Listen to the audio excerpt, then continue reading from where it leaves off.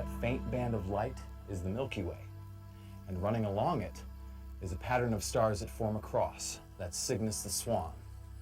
The head of the swan is a star called Albireo, and the tail is Deneb. See if you can find Albireo with the telescope, Jason. The night sky makes us wonder about the universe and our role in it as human beings. How were stars and planets created? How old is the universe? Is there life beyond our solar system? Astronomers from all over the world use the Green Bank telescope to find some answers. While optical telescopes give us an enhanced view of the visible universe, radio telescopes provide a deeper look at the cosmos. Telescopes at the National Radio Astronomy Observatory capture and measure radio waves that are invisible to the human eye.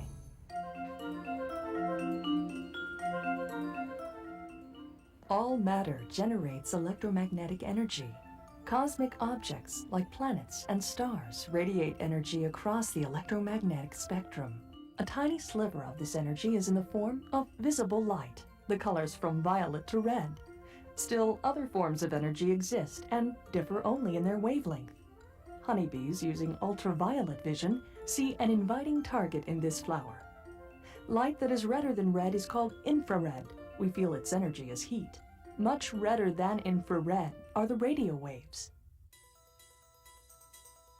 While you can't see anything through a radio telescope, sensitive receivers and computers can.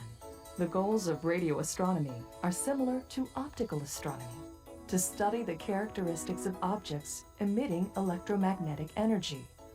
Planets, exploded stars, clouds of gas, and distant galaxies all emit radio waves. Radio telescopes may not look like other telescopes, but they are similar. The large bowl-shaped dish is a mirror to radio waves. Radio waves reflect from the dish surface to a focus where the radio astronomer places a sensitive radio receiver instead of a camera. Like this neon sign, which glows a characteristic red, molecules glow in specific radio colors or wavelengths. By tuning a radio telescope to the right wavelength, astronomers can probe the chemistry of the Milky Way and other regions of the universe. We're mapping the Milky Way galaxy using the spectral line of hydrogen. With radio waves, we can tell what things are made of by their different spectral lines. And hydrogen is one of the most common atoms in the universe. It's one of the simplest atoms.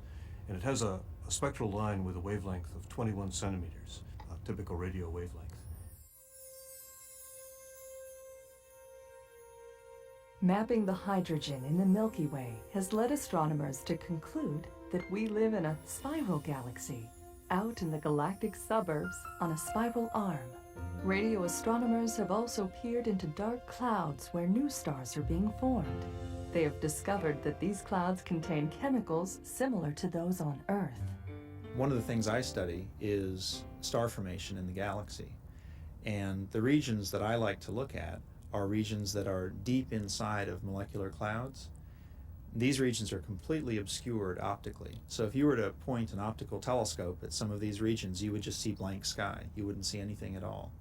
Whereas a radio telescope will see deep down into those clouds because the radio waves don't get absorbed by the gas in the same way that the optical waves do. So you can see regions of space, you can see regions of the galaxy that you can't see with an optical telescope.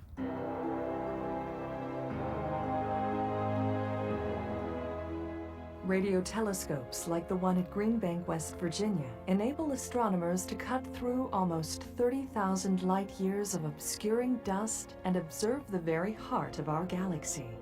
They reveal huge clouds of gas moving at tremendous speeds.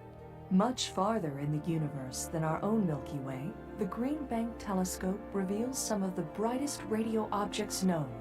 The smudges and dots in this view of the radio sky aren't the ordinary stars you see at night.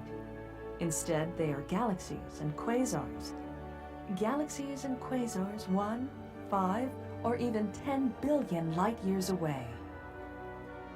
Detailed images of these powerful galaxies show extensive jets of subatomic particles spewing tens of thousands of light years into space at nearly the speed of light.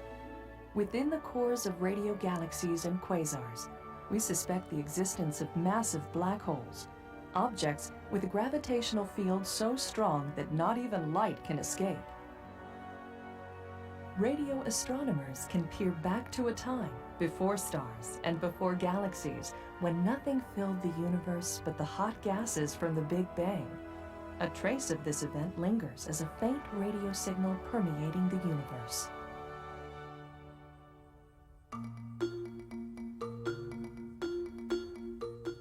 The Green Bank telescope may remind you of your TV satellite dish. But the GBT is millions of times more sensitive to incoming radio waves than your home electronics equipment. Imagine tuning in a typical radio station 10 miles away. The signal you receive will be only a few thousandths of a watt, but the Green Bank telescope detects radio waves from space that are a billion times weaker. Weak because of the vast distances they travel. Since radio waves from space are such weak signals, astronomers need large, very sensitive telescopes like the one at Green Bank to catch the waves. Just as a bigger bucket collects more raindrops, bigger radio telescopes collect more radio energy and can see farther. Its 100 by 110 meter steerable dish has an area of 2.3 acres. That could easily hold a football field. Weighing in at 17 million pounds and 485 feet tall, the GBT is the largest moving structure on land. Despite its size, the Green Bank telescope is incredibly accurate. The telescope can be pointed with an accuracy of 1 arcsecond. That's like being able to see the individual pepperoni on a pizza from 3 miles away. The telescope is designed to study radio waves ranging from 3 meters in wavelength to a tiny 3 millimeters in wavelength.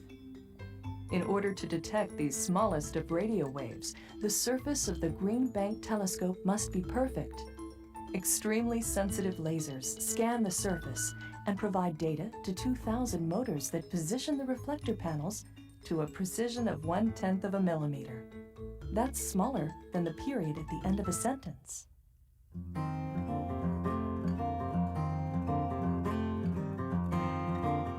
The ability of the GBT to detect extremely faint signals is a blessing and also a curse. It means that it is sensitive to man-made radio signals as well. Interference is a big problem in radio astronomy. It's a terrible problem that's getting worse and worse all the time. Interference is signals which come into the telescope, but they don't come from space. They come from artificial things like radars. Here's a line, for example, right here in my spectrum, which fortunately was a little bit spaced away, but it could just as well have come right on top of my signal. That line could come from a radar, maybe at an airport thousands of miles away, or it could come from somebody's cell phone or somebody's microwave oven just down the valley. It could even come from something like an electric fence or a car engine. Both the design of the GBT and its location in Green Bank help to reduce interference.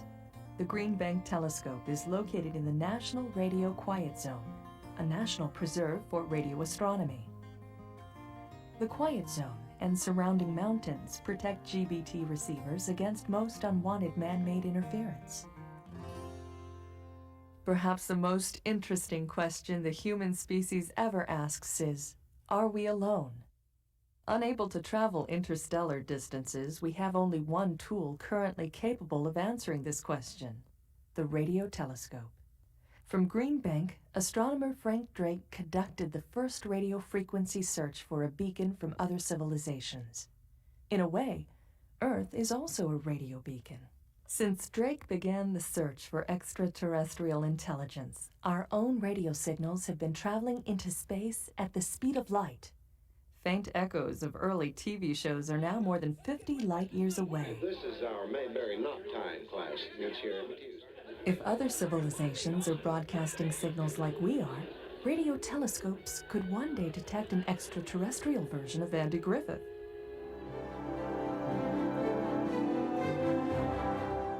The search continues. Armed with groundbreaking technology, astronomers at Green Bank continue to make spectacular discoveries as they gaze ever deeper into space. The Green Bank Telescope, reaching new frontiers, from the solar system to the edge of the universe.